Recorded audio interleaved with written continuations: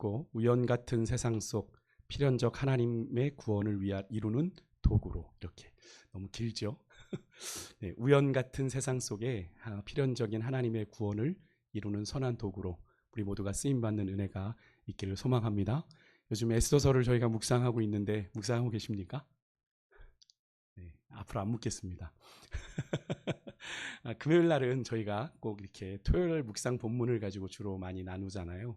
네, 그래서 여러분들이 계속 좀 이렇게 묵상을 해 가시면 하나님 주시는 은혜가 있어요. 말씀을 많이 읽는 것도 중요하지만 말씀을 계속 되새김질하고 말씀 가운데 서는, 그래서 그 말씀 가운데 하나님이 매일매일 주시는 은혜가 있거든요. 그 만나와 같은 은혜를 여러분들이 놓치지 않으셨으면 좋겠습니다. 에스더서는 성경 가운데 유일하게 하나님이라는 단어가 나오지 않는 책입니다. 그래서 이 에스더서를 정경에, 이 캐논에 66권에 포함시키느냐 포함시키지 않느냐 사실 논란이 있었던 책입니다. 왜냐하면 하나님이라는 단어가 나오지 않으니까 말이죠. 근데 그럴 수밖에 없었던 것이, 이 에스더서가 어느 시대를 배경으로 하고 있습니까? 이 에스더서가 기록된 곳이 어디냐면 페르시아입니다. 페르시아이면 어디죠? 네, 벌써 바벨론 이후의 제국입니다. 그러니까 우리가 추측해 볼 수 있기는 바벨론 포로기 이후라고 볼 수 있는 거죠. 거의 끝입니다. 거의 끝에 기록된 책이라고 봐도 과언이 아닌데, 페르시아는 남유다, 남왕국 유다를 멸망시킨, 바벨론을 멸망시킨 제국이죠. 또 하나 우리가 페르시아가 우리에게 익숙한 것은 고레스 칙령이 내려서 포로들이여 귀환하라 라고 명령했던 그 고레스 왕이 페르시아 왕입니다. 그러니까 지금 이 에스더가 기록되는 시점이 언제냐면 포로가 3번에 걸쳐서 포로가 남왕국 유다가 끌려갔듯이 제가 귀환하는 것도 3번에 걸쳐 귀환을 했다고 말씀을 드렸어요. 스룹바벨이 1차, 2차가 에스라 이렇게 해서 귀환을 했잖아요. 그 귀하의 발걸음 가운데 1차와 2차 사이에 어느 즈음에 일어났던 사건이 오늘의 사건입니다. 그래서 특별히 이렇게 그렇게 귀환한 자들도 있었지만 여전히 포로 이 지역에 살아남아 있었던 유대인들도 있었는데, 이 에스더서는 그렇게 이 포로지에, 이 포로 땅에 머물러 살고 있는 유대인들의 이야기를 담고 있는데요. 그러니까 여러 가지로 하나님을 마음껏 섬길 수 없는 환경입니다. 그래서 하나님의 이름을 자유롭게 예배하고 찬양하기 쉽지 않은 환경이었기 때문에 이 에스더서를 기록한 저자는 하나님의 이름을 노골적으로 기록할 수 없었고요. 그래서 어떤 방법을 썼냐면 대신에 이 우연이라고 하는 이 요소를 통해서 하나님께서 그 땅의 이 유대인들과 당신의 택한 백성들과 함께하고 계시고 돌보신다라는 것을 표현한 겁니다. 이 저자는 이 우연이라는 것을 통해서요. 하지만 늘 말씀드리지만 하나님이 온 세상의 창조주이시고 우리는 역사의 주관자이심을 믿기에 이 세상에 우연이란 없고, 우리 인간이 보기엔 다 우연 같은 일들이지만 우리 모두 하나님의 섭리다라고 우리는 고백하지 않습니까? 그래서 에스더서는 이 우연이라는, 인간의 눈으로 볼 땐 우연 같은 방식을 통해 하나님이 개입하고 계시고 하나님이 일하고 계시다라는 걸 이 성경 안에 간접적으로 담고 있는 건데요. 그런 가운데 오늘 본문은 그렇게 우연처럼 일어난 하나님의 구원의 역사가 어떻게 이루어지는지를 우리에게 보여주고 있는 중요한 본문입니다. 오늘 본문은 아마 에스더서에서 가장 유명하기도 하고 가장 중요한 장면입니다. 아하수에로 왕의 전폭적인 신임을 받는 하만이라고 하는 사람의 계략으로 졸지에 이 페르시아에 거하는 모든 유다인들이 진멸을 당하게 된 상황입니다. 유다인들에게 남은 거라고는 시간만 11개월 정도가 남았습니다. 참 신기하죠. 근데 이 하만이 유다인들을 다 진멸해야지라고 먹고 부르라는 걸 가지고 제비를 뽑았습니다. 그런데 지금이 니산월 1월인데 아달월이 뽑힌 거예요. 12개월까지. 사실 유다인들을 죽이려고 마음먹으면 즉시 죽여야지 뭘 그렇게 준비할 게 많다고 11개월이나 되는 이 시간에 이 공백이 생겼을까. 이런 시간은 충분히 유다 백성들을 진멸할 수 있는 계획을 완벽하게 수립할 수 있는 시간이기도 합니다만, 얼마든지 그 계획이 여러 가지 변수들로 인해 어그러지고 무산되기에도 충분한 시간이 11개월이죠. 하나님이 이 제비 뽑기는 인간의 영역이 아니지 않습니까? 하나님의 손으로 그렇게 하시는 거죠. 그렇게 하만에 의해서 만들어진 이 유다를 진멸하라는, 유다인들을 다 진멸하고 그들이 가진 재산을 다 탈취하라는 이 왕의 조서가 페르시아 전역으로 전해집니다. 여러분, 이 당시에 페르시아가 어느 정도의 영역이었냐면 인도, 아시아에 있는 인도부터 구스, 아프리카까지 어마어마한 제국을 다스렸어요. 그 당시에 다스리는 도만 127도였다라고 합니다. 그런데 성경에 보니까 각 민족, 각 언어로 조서를 만들어서 보냈다라고 할 정도니까 민족도 다르고 언어도 다른 어마어마한 제국을 다스리고 있었다라는 걸 우리가 상상해 볼 수 있죠. 그런 조서가 각 지역으로 보내지고 그래서 아달월 며칠에 이 유다인들을 다 진멸하라는 조서가 전달되고 페르시아의 수도라고 할 수 있는 이 수산궁에도 그 조서가 전달이 됩니다. 그 소식을 들은 이 모르드게가, 에스더의 사촌 오빠죠, 유다인들을 다 모아서 굵은 베옷을 입고 재를 뒤집어 쓰고 성문 광장으로 나가 대성통곡을 하는 일이 일어납니다. 다 죽게 된 일 아닙니까? 그러니까 이게 그 소식을 들은 이제 왕후 에스더의 시녀와 내시가 그 소식을 전해요. 에스더 왕후시여, 지금 당신의 사촌 오빠인 모르드게가 베옷을 입고 재를 뒤집어 쓰고 지금 광장에서 통곡을 하고 있습니다. 그러자 이제 에스더가 옷을 준비해서 모르드게에게 옷을 보내면서 자초지정을 물어봐요. 그러니까 모르드게가 자초지정을 설명합니다. 왕의 신임을 받는 이 하만에게 모르드게가 절하지 않았다는 이유로 이 하만이 빈정이 상해 자신에게 절하지 않은 이 모르드게를 처단한 것이 아니라 이 모르드게가 유다인이더라 라는 이야기를 듣고 지금 유다인을 다 멸절할 계획을 세웠습니다 라고 왕후에게 보고를 해요.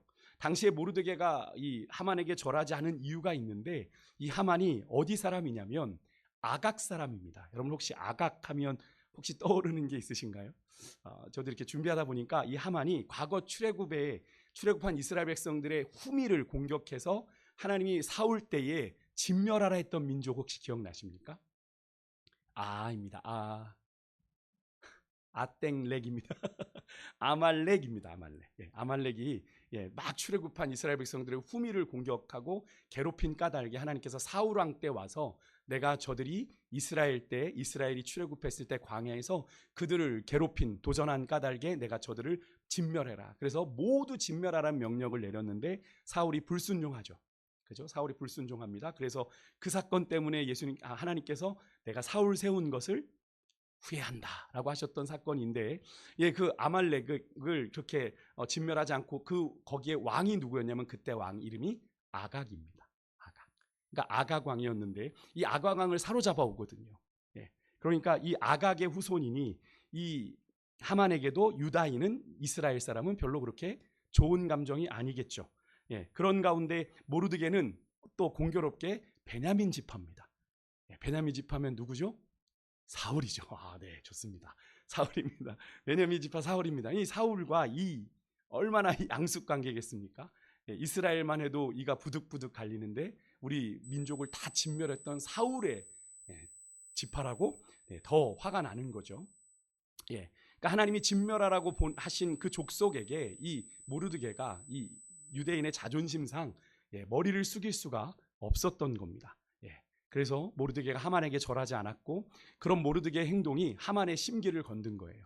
자존심이 무척 상했습니다. 그래서 모르드게만이 아니라 이 모르드게가 유다인이다더라 라는 보고를 받고 그럼 유다인을 다 죽여버리자 라고 이제 계획을 세우게 된 건데요. 이 사실과 더불어 이 일을 위해서 하만이 왕에게 은 1만 달란트를 뇌물로 드려요. 그 1만 달란트가 톤으로 하면 333톤인데요. 이게 얼만큼의 양이냐면 페르시아 그 어마어마한 제국에 1년 동안 들어오는 모든 곡물을 내 양이 그만큼이라고 합니다. 그러니까 은 1만 달란트로 얼마만큼의 곡물을 살 수 있는지가 상상이 되시나요? 그러니까 어마어마한 돈을 이 하만이 왕에게 뇌물처럼 드린 겁니다. 이 왕의 금고에 넣을 테니 마음대로 쓰십시오. 근데 하필이면 그 당시에 이 아하수에로 왕이 이제 이 페르시아를 멸망시키기엔 헬라와 한번 전쟁을 붙었다 졌어요.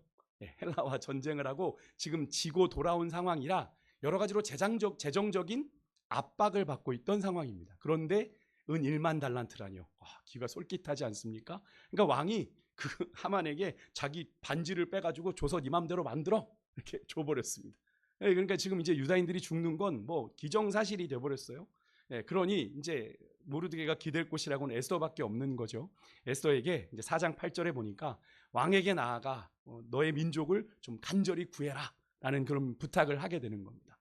그러자 에스더가 얘기하죠. 왕실만이 아니라 페르시아의 모든 지방의 백성들이 다 아는 법, 남녀를 막론하고 왕이 부르지 않고 왕 앞에 들어가면 다 오직 죽이는 법이 있었거든요. 페르시아에겐. 그러니까 이제 죽는 길밖에 없는 겁니다. 감히 왕의 어전 앞에 함부로 나아간다? 죽는 거죠. 전주에 가면 여러분 경기전이라는 곳이 있거든요. 거기에 가면 이렇게 태조 이성계의 어진이 있어요. 어진이라는 게 초상화인데 그거 이렇게 거기에 모셔놓은 자리거든요. 거기도 이렇게 되게 신성한 분위기가 가보면 느껴지거든요. 그러니까 이게 그 당시에 왕의 그 용안을 뱉는다는 거예요. 용안이라는 표현을 쓰지 않습니까? 그러니까 그런 거죠. 그러니까 이 페르시아 왕의 용안을 함부로 이렇게 들어오면 다 죽이는 것이 그 당시의 법이었다라는 겁니다. 그러니까 예외가 있다면 그 순간에 왕이 자신이 가진 그 금으로 만든 귤을 내밀어서 괜찮아라고 하는 순간만 살 수 있는 그런 상황이었어요. 그러니까 그 무서운 법을 이 에스더가 언급하면서 그러면서 이제 한 가지 더는 이 에스더가 왕운데도 왕에게 부름받지 못한 지가 얼마예요? 30일, 한 달이나 됐단 말이에요. 그러니까 에스더가 이렇게 이야기를 하면서 상황상 여러 가지 형편상 또 여러 가지 법상 에스더가 왕에게 나아가는 일은 상당히 무모한 일일 수밖에 없는 그런 정황인 거죠. 그러자 모르드게가 다시 에스더에게 이렇게 말합니다. 이 부분을 우리가 좀 다시 읽었으면 좋겠는데요. 우리 13절, 14절 같이 한 목소리로 읽어보겠습니다. 시작. 모르드게가 그를 시켜 에스더에게 화답하되 너는 왕궁에 있으니 모든 유다인 중에 홀로 목숨을 건지리라 생각하지 말라. 이때에 내가 만일 잠잠하여 말이 없으면 다른 데로 말미암아 노임과 구원을 얻으려니와 너와 내 아버지 집은 멸망하리라. 내가 왕후의 자리를 얻은 것이 이때를 위함이 아닌지 누가 알겠느냐. 아멘. 이 말씀을 액면 그대로 놓고 본다면 어떤 느낌이 좀 드십니까? 모르드게가 에스더에게 약간 니만 살 것 같아? 라고 하는 약간 좀 협박을 하고 위협을 하는 느낌이 좀 듭니다만 특히 중간에 그런 말이 나오잖아요. 너와 내 집은 멸망할 거야.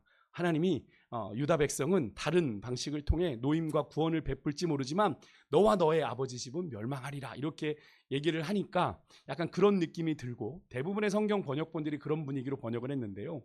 그러니까 최근에 이 학자들 사이에 일부 학자들 사이에 그렇게 모르드게가 이 에스더를 그렇게 몰아갔겠느냐라고 생각을 얘기를 하면서 이 문장은 의문문이었다. 그렇게 얘기를 하는 학자들의 주장이 있는데요. 이런 겁니다. 한번 보시겠어요? 한번 같이 한번 읽어볼까요? 이런 걸로 이렇게 질문을 했던 겁니다. 시작.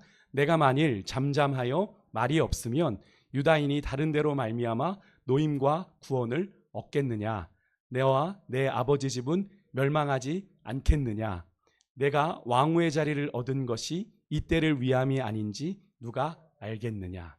이렇게 번역을 하는 겁니다. 느낌이 좀 다른 걸 느끼시나요? 특별히 첫 번째 문장이 좀 다르죠. 내가 만일 잠잠하여 말이 없으면 유다인이 다른 데로 말미암아 노임과 구원을 얻겠느냐? 못 얻는다. 그래서 너밖에 희망이 없다. 너밖에 희망이 없다라고 얘기를 한다는 거예요. 그러니까 모르드게가 에스더를 협박하는 게 아니라 지금 상황에서는 유다인들에게는 에스더가 유일한 희망이다라는 걸 얘기하고 있다라고 이렇게 얘기를 합니다. 또한 에스더가 왕비가 된 것 또한 이때를 위한 하나님의 섭리인 것을 여기서는 또 강조가 되죠. 그래서 저는 이 해석이 조금 더 낫지 않나. 위협을 하는 것보다는. 그래서 어쨌든 에스더는 이렇게 모르드게의 협박 아닌 것 같은 협박의 기로에 서게 되는 겁니다. 에스더의 입장만 놓고 본다면 지금은 어떤 게 가장 안전한 선택입니까? 침묵하고 모르는 척하는 것이 가장 안전한 방법입니다. 에스더 입장에선.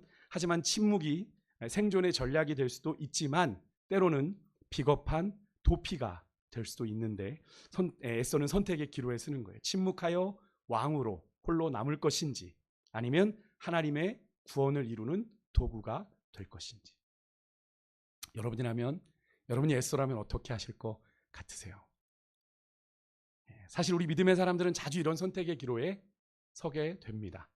내가 그리스도인인 것을 굳이 밝히지 않고 침묵함으로 편안히 적당히 살 것인가, 아니면 내가 그리스도인인 것을 굳이 밝히고 그에 대한 책임을 감당하며 내게 맡기신 사명을 그 안에서 감당하며 살 것인가. 하지만 제가 지난 수요일에도 말씀드렸던 것처럼 우리 그리스도인은 사명이 있는 존재이죠. 나만 잘 믿고 구원받아 천국 가는 것으로 끝나는 그런 존재가 아니라 죄로 어두운 이 세상에 빛으로 살아야 되는 존재. 그런데 이 빛이라는 건 마태복음 5장에 보니까 예수님께서 분명히 말하셨어요. 거기 보면 우리가 너희는 세상의 빛이다라고 얘기하시면서 예수님이 사람이 등불을 켜 말 아래 두지 아니하고 등경 위에 두는 것 너무나 당연한 이치를 이야기하신 자요. 그죠? 불을 켜는 이유는 말 아래 감추려고 드는 게 아니라 보이기 위해서, 밝히기 위해서 켜는 거다라고 말씀을 하시면서 빛으로 부르심 받은 그리스도인들은 그렇게 비추어서 집안 사람도 비출 뿐 아니라 산 위의 동네가 숨기우지 못하게 할 거룩한 사명이 있다라는 걸 예수님은 이야기하고 계시다라는 거죠. 그러니까 이 빛이라는 걸 좀 단순하게 생각하지 말고 빛으로서의 역할을 우리가 감당해내는데 그것이 상당히 구체적으로 예수님이 언급을 하셨다는 겁니다. 집안 사람을 비출 뿐 아니라 산 위에 있는 동네가 숨기우지 못하는 그런 영향력을 말씀하셨다는 거죠. 결국 예수님의 이 말씀을 오늘 이 에스더의 본문과 연관지어 볼 때 그리스도인은 어떤 존재입니까? 오늘 본문 14절에 이때를 위함이 아닌지를 늘 물으며 살아야 하는, 내가 오늘 거기에 직장 생활을 하고 있는 것이, 내가 오늘 이 가정에 있는 것이, 내가 오늘 이 교회에 있는 것이 이때를 위함이 아닌지를 우리가 늘 묻는 존재가 되어야 된다는 거죠.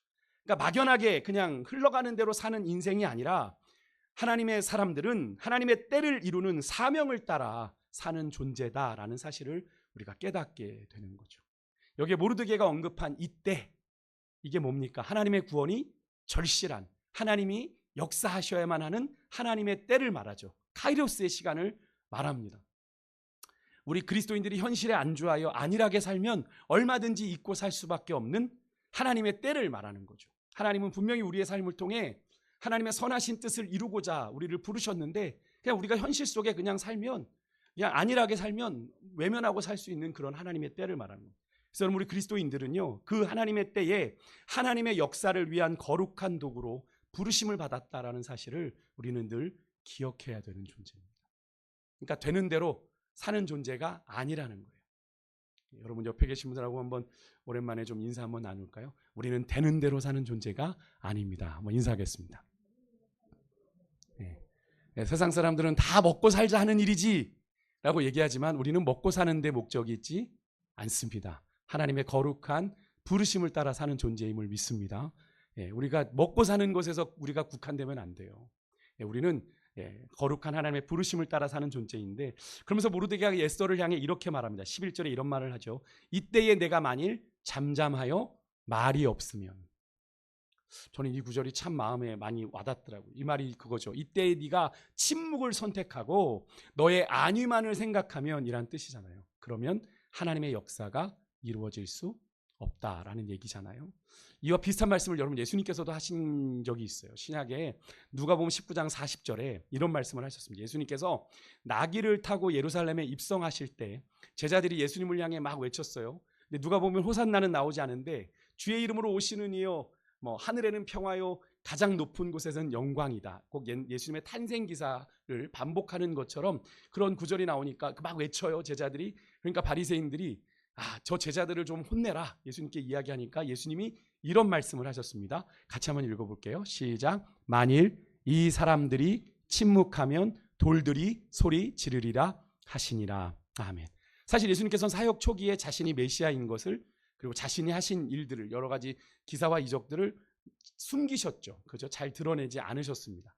발설하지 말아라, 얘기하지 말아라, 이런 말씀을 참 많이 하셨는데 이제는 그 사람들의 이 예수님에 대한 인정, 예수님이 그리스도이십니다, 우리를 구원하실 분입니다라고 하는 이 인정을, 이 외침을 인정하고 계시는 거죠. 이젠 외쳐야 된다라고 말씀하시는 거잖아요. 왜 그렇습니까? 때가 되었기 때문에. 그죠? 때가 되었기 때문에. 예수님의 메시아 되심을 선포해야 될 때가 되었기에 곧 있으면 예수님께서 이제 예루살렘에 입성하여 한 주만 있으면 십자가에서 온 세상의 구원을 위해 죽으실 메시아로서 나아가는 시간이기에 이제는 그렇게 외치라 하신 거죠. 그러니까 외치지 않으면 저 돌들이 외칠 거다라고 말씀을 하는 것 아닙니까? 그러니까 여러분, 그렇다면 여러분 이 예수님의 십자가 구원의 은혜를 받은 우리도 이 시대에 침묵해서는 안 되는 거죠. 예수님에 대해서 침묵해서는 안 되는 것 아닙니까? 예수께서는 우리가 침묵하면 저 돌들이 소리 지를 거다라고 분명히 말씀하고 계시는데 여러분은 어떠십니까? 여러분은 예수님에 대해서 여러분은 말하고 계세요? 예수님에 대해서 선포하고 계세요? 여러분의 인생 가운데 주님이 행하신 일들을 말하고 계십니까? 오늘 모르드게의 에스더를 향한 이 말, 예수님의 말씀은 오늘 이 시대를 사는 우리 그리스도인들에게 중요한 믿음의 도전을 던지고 있습니다. 여러분 혹시 이 세상에 하나님의 하나님 되심을 고백하고 선포해야 될 결정적인 순간, 바로 그때에 혹시 내가 당장 그 선포로 인해 겪게 될 나의 불편함, 나의 손해로 인해 여러분 혹시 비겁하게 침묵하는 선택을 여러분 하고 계시지 않으세요? 입 다물면 편하잖아요. 티 안 내면 편하잖아요. 근데 여러분 기억하십시오. 예수님께서는 우리가 잠잠하면 저 돌들이 소리 지르게 하신다라고 말씀하세요. 우리가 우리에게 주어진 사명 감당하지 않아도 얼마든지 우리 주님은 다른 이들을 통해서라도 당신의 역사를 이루실 수 있다라는 말씀인데, 여러분 주의 일을 위한 선한 도구가 되어 쓰임 받기를 원하시잖아요. 그럼 그죠? 네. 그러면 잠잠해서는 안 됩니다. 잠잠해서는 안 돼요. 침묵은 당장의 생존의 전략은 될 수 있습니다만 여러분 사망에 있어서는 비겁한 도피가 될 수 있다라는 사실을 여러분 기억하시고, 여러분 그렇게 했다가 나중에 우리 주님 앞에 책망받아요. 악하고 게으른 종이라고. 우리에게 맡기신 가정이 있고 일터가 있어요. 우리의 사명대로 살아가야 될 그 가정과 일터를, 삶의 현장을 주셨는데 거기서 잠잠하면 하나님이 나중에 책망하실 거예요. 결국 에스더는 어떤 선택을 하게 됩니까? 16절에 에스더가 모르드게에 부탁합니다. 수산성에 있는 유다인들을 다 모아 에스더를 위해 밤낮 3일간 금식하라고 얘기합니다. 물도 먹지 말라고 그랬어요. 그러면서 부탁하고 3일 뒤에 내가 시녀와 함께 왕에게 나도 금식하고 나아가겠다라고 얘기합니다. 근데 어떤 각오로 나아가겠다고 이야기해요? 죽으면 죽으리이다 라는 정말 우리가 너무나 잘 아는 고백을 하며 나아가죠. 여러분 오늘 이 시대에 이런 믿음을 참 찾기가 어려운 시대입니다. 이렇게 아마 고백하라고 얘기하면 교회 안 올걸요, 성도님들. 너무 우리 목사님 너무 과해. 적당히 해야지, 너무 과해. 죽으래, 맨날 죽으래, 교회 가면 자꾸 죽으래. 이렇게 얘기하는 성도님들이 있을 수 있어요. 여러분 하나님의 역사는 그런데 이런 믿음의 고백을 하는 자에게 일어나는 겁니다. 그런 인생이 하나님의 역사의 선한 도구가 되는 거예요. 여러분 우리 한국교회에 복음이 들어온 지 몇 년 됐는지 아십니까? 올해가 140년 됐대요. 한국교회 개신교회에 복음이 들어온 지가 140년 됐는데요. 여러분 그 140년의 시간 동안 복음이 여기까지 흘러오도록 여러분 참 평탄했습니까? 아니죠. 그 140년은 우리 민족의 순환기라고 해도 과언이 아닌 시간들이었습니다. 일제 36년 또 3년간의 6.25 동란에 이르기까지 교회가 엄청난 핍박을 받았던 시기였어요. 근데 그때 이 복음이 지금까지 명맥을 이어올 수 있었던 것은 무엇입니까? 여러분 우리의 믿음의 선진들이, 그죠? 죽으면 죽으리다의 사명으로 이 믿음의 사명을 감당했기에, 복음의 사명을 감당했기에 오늘 우리가 이 복음의 정말로 복음의 은혜를 누리는 이런 자리를 갖게 된 건 아니겠어요? 언뜻 보면 여러분 이런 죽으면 죽으리라라고 하는 이 에스더의 결단이 그냥 에스더가 체념했나 보다. 죽으면 죽지 이렇게 볼 수 있지만 그렇지 않은 거죠. 에스더의 고백은 내가 어떻게든 생명을 살려보겠다는 믿음의 용기이자 결단인 건데요. 여기서 우리가 믿음에 대해서 좀 중요한 사실을 깨닫게 됩니다. 여러분 믿음이 때로는 하나님의 때를 기다리는 것이기도 합니다만, 그렇게 기다리는 것만이 아니라 결정적인 순간에는 움직이는 것도 여러분 믿음입니다. 이 움직이는 것도 믿음이에요. 에스더가 그 사실을 보여주고 있는 겁니다. 에스더가 왕궁에서 편안하게 보호받는 존재에서 어떤 존재로 나아갑니까? 생명을 살리기 위해서, 동족들의 생명을 살리기 위해서 믿음으로 행동하는 전사 같은 존재로 나아가고 있는 걸 우리가 볼 수 있죠. 3일 금식을 하고. 죽음을 두려워하지 않는 사람에게 뭐가 두려움이 있겠어요? 전사 같은 모습으로 나아갑니다. 더 이상 이 에스더는 왕의 특권이 아닌 구원의 통로로서의 거룩한 사명을 위해 나서고 있는 걸 우리가 볼 수 있는데요. 여러분 우리 믿음의 사람들에게는 각자에게 하나님이 주신 사명의 자리가 있습니다. 아멘이십니까? 여러분들에겐 사명의 자리가, 우리를 통해서 하나님의 일을 이루기 위해 파송하신 곳이 있어요. 그것이 누군가에게는 가정일 수 있고요, 누군가에게는 일터일 수 있고요, 직장일 수 있고요, 우리가 살아가는 삶의 현장이 그렇죠. 그곳에서 우리 믿음의 사람들은 어떻게 해요? 자기를 위한 권한, 힘을 누리는 것이 아니라 하나님께서 무엇을 위해 나를 그곳에 부르셨는지를 우리는 꼭 기억하며 살아야 될 줄 믿습니다. 그것이 사명이에요. 내가 무엇을 위해 나를 이 가정에 있게 하셨나, 무엇을 위해 나를 그 직장에 있게 하셨나를 질문하며 살아가는 사람이 사명자예요. 그곳에서 나의 삶이 이때를 위함이었구나 라고 하는 것을 고백하게 되는 존재가 되는 것이 여러분 오늘 본문에서 에스더가 보여주고 있는 그리스도인다운 삶의 모습인데요. 그렇게 에스더는 5장 1절에 보면 유다인들과 함께 3일 밤낮을 금식하고 나서 왕후의 예복을 아주 정갈하게 차려입고 왕국 안뜰 어전, 왕이 계신 어전 맞은편에 서게 됩니다. 사실 모든 백성이 다 아는 그 자명한 법을 어기고 왕 앞에 서야 하는 에스더는 이 순간 어쩌면 가장 연약한 존재일지 모르겠습니다. 그죠? 그냥 얼마든지 죽여라고 하면 죽일 수밖에 없는 그런 존재였지만 조금도 망설이지 않고 물러서지 않고 당당하게 어전 앞으로 나아가게 되는데요. 그때 왕자에 앉아있던 왕후 에스더가 뜰에 들어선 것을 보게 되는데 무슨 일이 일어납니까? 2절에 보니까 왕후 에스더가 뜰에 선 것을 본즉 매우 사랑스러웠다라고 이야기합니다. 여러분 이게 무슨 일이에요?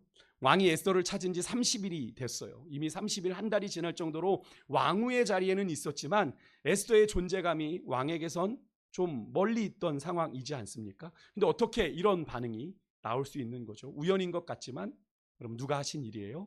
하나님이 하신 일이죠. 하나님께서 아하수에로 왕의 눈에 왕후 에스더가 너무나도 사랑스럽게 보이도록 하신 거죠. 왜요? 에스더의 생명을 지켜주시기 위해서요.